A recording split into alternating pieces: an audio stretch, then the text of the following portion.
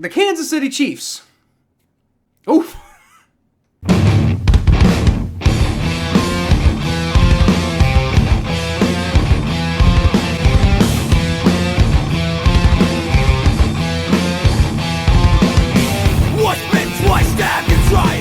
Welcome to the jungle, everyone. I'm Kyle Phelps, and I promise you, your favorite team isn't nearly as good as you think they are.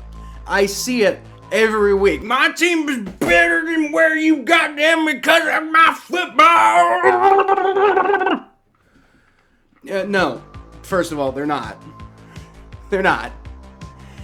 Anyway, we're going to be diving into the power rankings ahead of week 9 today, so we'll see how unreasonable people can get. But before that, if you got this far, please give the video a like and subscribe for more football content. I promise it helps immensely. So real quick, here's the bottom 3 categories. Oh, Packers, how far you have fallen. And the Patriots, for that matter. And hey, is that the Denver Broncos close to being a team that matters? I think they're starting to put something together real interesting in Denver right now, y'all. Could you imagine if they came all the way back and won their division from the Chiefs? I mean, you never know. It could happen. Alright, but let's go ahead and get serious. So look, the Steelers proved this week why I continue to not take them seriously. And the Texans, they gave the Panthers their first win of the season. So until further notice, y'all are in timeout. At number 14, I felt like I could have dropped the Falcons completely out of the playoff hopefuls entirely after they benched Desmond Ridder. You know, regardless of what they've been doing this season, that is not playoff team behavior. But, I mean, there was just too much general disappointment in this area of the power rankings for me to, really take them down as far as I wanted for doing that. But the Saints are ahead of them at number 13. I know Mikey wants to fire Pete Carmichael, but, I mean, they almost dropped 40 points this week, so I can't be doing that bad of a job. Number 12, I don't really believe in the Jets all that much, but they are on a 3-game win streak, and they've got a pretty easy schedule coming up, so, I mean, what can you really say about them? And then at number 11, the San Francisco 49ers are in a bit of a free fall right now from a team that we were all thinking had a chance to be the number 1 team by the end of the year, but this is still a super talented team, so I'm not ready to totally abandon them and just completely knock them out of, anything just yet, Moving on to the contenders, the Buffalo Bills are at number 10. I don't normally move teams down after they get a win, pretty much on principle. I, almost never do that. But I gotta say, being a top 10 team means being able to keep up with the other top 10 teams, and overall, I'd say the Bills just don't really look as good as anybody else in the top 10 right now. I mean, they're still a top 10 team, but, they just barely survived a Baker Mayfield comeback this week. I mean, he literally just ran out of time. That's what happened. So, I need you to prove it to me a little bit, Bills. Not this week, though. Please don't prove it to me this week. Alright, so now juxtapose that with the number 9 Dallas Cowboys, who beat the hell out of a decent Rams team this week. And then I did the same thing with the number 8 Seattle Seahawks, who struggled against the Browns this week. And it's like, yeah, the Browns have a great defense. They really do. But Geno Smith's turnovers are really kind of starting to become concerning. At number 7, you've got my Cincinnati Bengals. And what did I tell you guys this week? The 49ers fucked around, and they found out.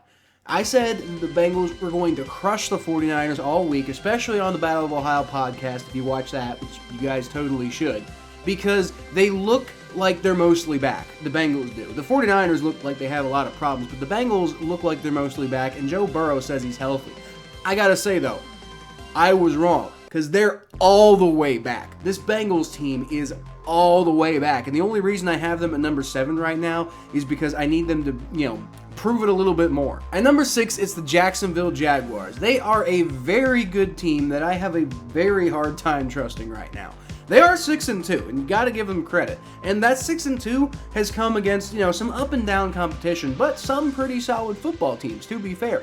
But it is a sloppy 6-2, guys. They need to clean up some of that stuff, especially the turnovers and some of the other nonsense, before I let them into the top 5.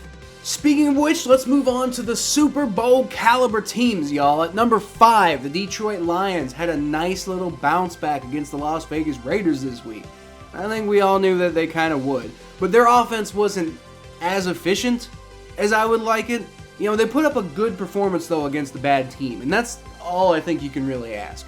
Number 4, the Kansas City Chiefs. Oof. I've been concerned about this team all year, and I've been talking about it because I think they're really missing Eric Bieniemy. I don't think Matt Nagy is a very good offensive coordinator, especially for the Patrick Mahomes style of mobile quarterback. The Chiefs are Super Bowl contenders because they're the goddamn Chiefs, and I can't imagine they won't figure it out. But after getting owned by the Broncos this week, and with a tough 2 games coming up, don't be shocked to see them out of this category entirely before too long. At number 3, the Baltimore Ravens stay in the same spot as they did last week. They beat the Cardinals, but it wasn't pretty. It was not pretty. Lamar Jackson's getting it done, but he's mostly being held in check throughout the whole game with 157 yards, 1 touchdown, and 4 sacks. You know, they're still 6-2 though. Number 2, the Miami Dolphins are back though after they bounced back against the Patriots. I gotta say, that loss to the Eagles still rings in my head, and I kinda need them to beat a good team for once, but I just don't know if anybody else, well, most anybody else other than the Eagles, looks like a more complete team right now. So that brings us to the number 1 team, the Philadelphia Eagles. Their defense was surprisingly ineffective against the Commanders this week, but 38 points will always get the job done. Considering their resume right now, I don't think anybody in the NFL is better. So one more time, here's the whole list for this week's Power Rankings. I definitely want to hear y'all's thoughts because I had to make a lot of tough decisions this week. Like, I wanted to drop the Vikings further after they lost Kirk Cousins. It's just so hard to do that after they had a huge win over the Packers and there's so much chaos happening around them. Let me know what you guys thought in the comments below, and I'll feature the best ones in my next video, like this one from Richard Worcester, who said, "My man said he'd share that tweet and proceeds to forget about it." And, you know, I made a community post about this because I kind of wanted to make it up to him, but, I mean, you know, here's a chance to put it in the video. So I'm sorry about that, Richard. I've had a lot going on, but he predicted the exact score of that Philadelphia Eagles-Miami Dolphins Sunday Night Football game from the other day, and I just wanted to shout him out, and here's the proof right here. So it's like, are the Dolphins frauds? I don't necessarily think so, but they do need to beat a good team before I can really fully buy into them.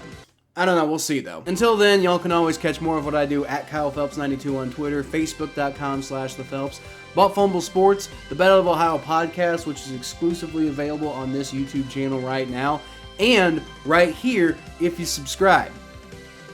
This is a wild year, man. I'll leave y'all, as always, with a hootie!